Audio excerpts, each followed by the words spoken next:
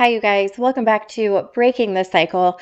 My name is Tracy, and I am a licensed therapist in long-term addiction recovery. And Breaking the Cycle is where I share my experiences and tips to help you build a happy and successful life after addiction.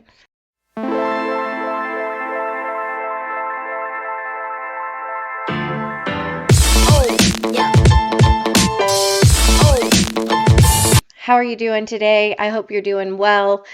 Doing pretty good over here. I am struggling with a cold a little bit, so forgive me if my voice sounds a little off. So today's video is a really important video. Today's video, we are going to be talking about one of the most crucial reasons why people relapse.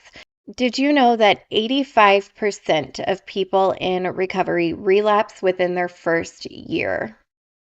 85%. The majority of these relapses happen within 90 days of abstinence. Did you also know that the United States has one of the highest recidivism rates in the world? Recidivism refers to people who have been incarcerated, have been released, and then get reincarcerated. So the United States has one of the highest recidivism rates in the world at a staggering 82%. 82% of people who have been arrested will be arrested again within the next 10 years. I gotta say, that's not looking very good. That's not looking like very promising odds for people who are struggling right now. So in this video, we're going to be talking about my theory as to why that is and what you can do to change that. So if you are someone who has struggled to break that cycle, if you're one of those people who, do well for a while, sometimes even a couple years, and then relapse, do well for a while and then relapse, this video is for you. Or if you know someone who is struggling with chronic relapsing, or you work in the field or anything like that, hopefully this can help you understand a little bit about what is needed to help maintain recovery long term. Real quick before we get started, I just want to say thank you to everyone who has clicked on this video. I really appreciate you being here. My goal is to one day be able to do this full time because I have so much that I want to share and talk about. And so I just really appreciate everybody who is here, everybody who watches. I'm always worried that I'm going to look at the comments and see some negative comments, but every time I open a comment, it's not that way. Every comment that I open is so supportive and so kind, and I just really appreciate you guys. If you guys would like to check me out on any other platforms, I have Instagram and Facebook, and I do put journal prompts in my Instagram stories every single day. I also put action steps pretty regularly in the posts. Doing those journal prompts every day, doing those action steps can be a really, really helpful way to keep yourself on track with your mental health. So 85% of people relapse within their first year of recovery. As someone who is in long-term recovery and who has studied the field extensively, works in the field, I believe that the rate of relapse is so high because there is something that rehabs and treatment programs are forgetting to teach us. And that is how to rebuild your life after addiction. These programs will teach you how to get clean. They'll teach you how to stay clean, but they don't teach you all of the practical aspects. And especially if you are someone who has been involved in the criminal justice system, then your challenges are even greater because then it almost feels as if the whole of society is working against you. Once you have that criminal record, it's harder to find a job. It's harder to find housing. It's harder to do everything. Not to mention you have all of these other requirements from probation and things like that that you have to meet. So standards are very high for you and resources are very low for you. So the problem with that is that everything in life is connected. All of the parts of our life are connected between our mental health and our physical health, our environment, our relationships, our work, our finances, all of those things. So let's say you go to rehab and you make it through the treatment program and you've been clean for 90 days. That's great. That is fantastic. But you get home and now here you are standing in the mess that you've made over the last few years of addiction. Sober, no less. And the world is telling you, okay, now fix it. Pick up right back where you left off, get right back on level with your peers, get a job, get moving, just fix this, clean up this mess. That is a really overwhelming challenge. I know because I've been there. And I will say also, as far as my recovery journey goes, I was very much part of those statistics of relapsing within my first year. I went to rehab, I think, 5 different times. And that does not even count all the other treatment programs that I did. I tried MAT programs of all different kinds. I tried detoxes. I had been in jail. I had been arrested over 7 times, but I kept going back and I kept going back until 2014, when I finally figured it out, when I finally figured out what I needed to stay clean long term. Way down the road, I had people ask me, how did you do it? How did you get this far in recovery and do so well? And I really thought about that question. What was different this time than the other times? And with that, my 6 pillars were born. The 6 pillars are 6 areas of our lives that I believe are crucial to living a happy life and to maintaining your recovery long term. Because the key to recovery, the key to long-term recovery is creating a life that you love, a life that you wake up grateful AF for every single morning. Because let me tell you, if you work your ass off and you get to a point where you are genuinely grateful for your life every day that you live it, you will run from relapse. You will run from relapse because you will not want to do anything that could mess up what you have created. But how do you do that? How do you go from standing in this mess, fresh out of addiction, sometimes fresh out of prison, no money, no job, no car, everybody's mad at you, no family, no relationships? How do you go from that to creating a life that you love? That's a really big step. And by the way, I am not the only one who thinks so. Have you guys ever heard of Maslow, the old psychologist, like dead before we were born type of old? Maslow was a psychologist who created Maslow's hierarchy of needs.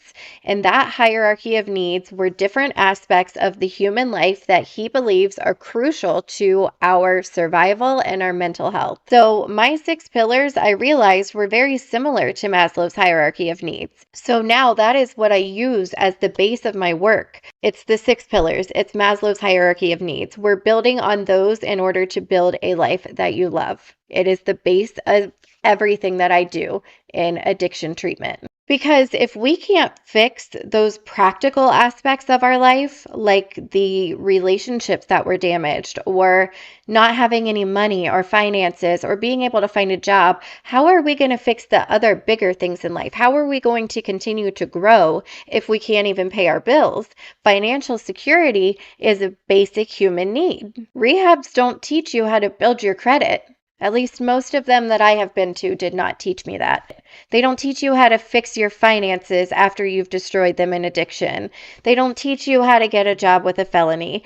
But my point is that all of these things come together to create a life that you are happy in, because that's what addiction is, right? We're trying to escape. We're trying to escape the life that we're in because we're not happy with it.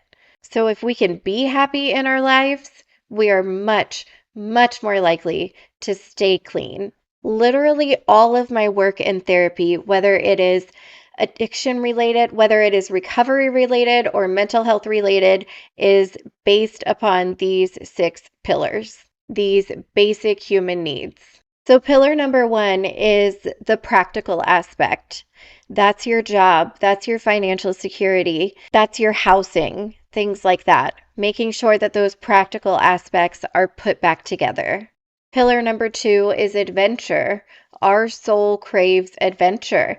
You have to think, when you're in active addiction, you are living a very high adrenaline, fast-paced lifestyle.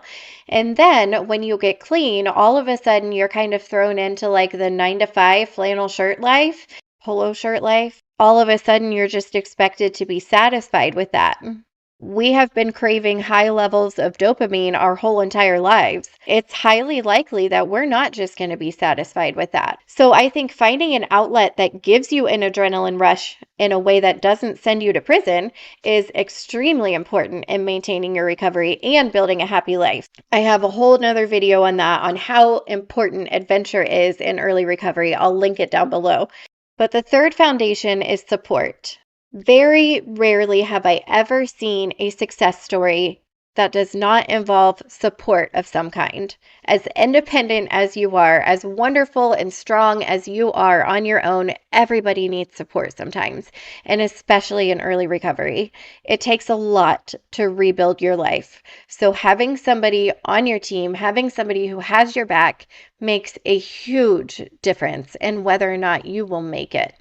The next one is separation from negative influences. So let's say you get clean and you are doing such a great job, but you're still dating someone who is in active addiction. You've probably all heard that saying, you are who you hang with. 100% true. 100 freaking percent. You cannot grow and thrive and become this amazing human being with an amazing life if you are hanging out with people who are not interested in doing that. So making it too easily accessible for yourself is not a good idea. And I'm not even just talking about people who are still using. I'm talking about anybody who keeps you stressed out, anybody who keeps you at a lower vibrational level. Let's say you're clean and you're doing great, but you're in an abusive relationship. Of course, you're not going to be able to grow and do well in that environment. You have to surround yourself with people who genuinely want to see you grow. And if you don't have people like that in your life right now, it's okay to be alone for a while. I spent a lot of time alone in early recovery. And while it's not healthy to isolate, it's not healthy to not have any support, it is healthy to spend some time by yourself and get to know who you are now on the other side of addiction. It is healthy to not be around negative influences. It is healthy to make new friends and new connections who are supportive of your growth. The next one is goals. I think it is so important to always be moving forward in your life, to always be working towards something. I've had a lot of clients that I've worked with who, when I ask them, where do you want to be in the next 5 years, they can't answer that question. And the reason is because it's difficult for them to see themselves in a positive future. It's difficult for them to see themselves 5 years from now because they don't even know how they're going to make it through today. So setting goals can be very difficult at first, but I think it is one of the most important things in keeping you going. Something that helped me out tremendously in my early recovery was enrolling in school. It kept me busy. It kept my eye on the prize. And, the more that I started to accomplish things, the more that I wanted to accomplish more things. And the more that my self-esteem came back. So setting goals for yourself, reaching those goals for yourself is so important. Even just setting small goals for yourself, like intentionally set goals for yourself that you know that you can achieve, just so that you can kind of get that fire under your butt and start building your confidence back up. And lastly is purpose. Having a purpose for your life. When you wake up in the morning, knowing that you have a reason to be here, whether that purpose is something simple like, hey, if I'm not here, my cat's not going to have anybody to take care of them, or something more grandiose like, I want to change the criminal justice system. I want to help people in addiction. I want to raise my kids to be good people. Whatever it may be, having a reason to wake up in the morning, having a reason to keep going when you don't feel like you can keep going is everything to your recovery. And you may not feel like you have a purpose right now, and that's okay. You will find it if you take active steps to find it. My journal prompts on social media are something that can be very helpful in having you explore and figure out what your purpose is if you don't know what that is yet. I'm also going to be doing a video later on where I will work with you to examine your pillars. We will take a look at your life personally and see what pillars are going strong for you and which areas you're lacking, and then talk about some ways that we can build that up for you. Because once you put all of those pillars in place, the foundation of your life is set. The foundation of your recovery is set. You will find happiness and success that you did not ever believe was possible for you. And that is my biggest goal here. That is something that I have done. I have created a life for myself. Not that my life is like so amazing. I'm not like some loaded rich celebrity that's going to Africa every other week. You know what I mean? I just have a normal life, but that's what I wanted. I wanted a normal life. I wanted that so bad. I remember I used to watch sitcoms like According to Jim, these families that are just so utterly normal. And I would be so jealous of them because I was in active addiction at the time. And I would watch these sitcoms and just think, God, how nice it would be to have such a normal life, to have such mundane worries. That's what I wanted. And so that's what I built. If you want that, you can build that too. If you want something different, you can build that too. But I know from experience that you can build whatever kind of life you want, regardless of what your past has in it, regardless of what mental health issues you may be struggling with. And all of it is based on these 6 foundations. So keep your eye out for that video coming up where we're going to examine your pillars. I really appreciate you guys watching. I hope that this was helpful to you. I hope you all have a great day. Enjoy these last few days of summer because fall is about to be here before we know it. I'm starting to see the leaves drop. So enjoy that weather while we still have it. Thanks again, guys, and I will see you soon.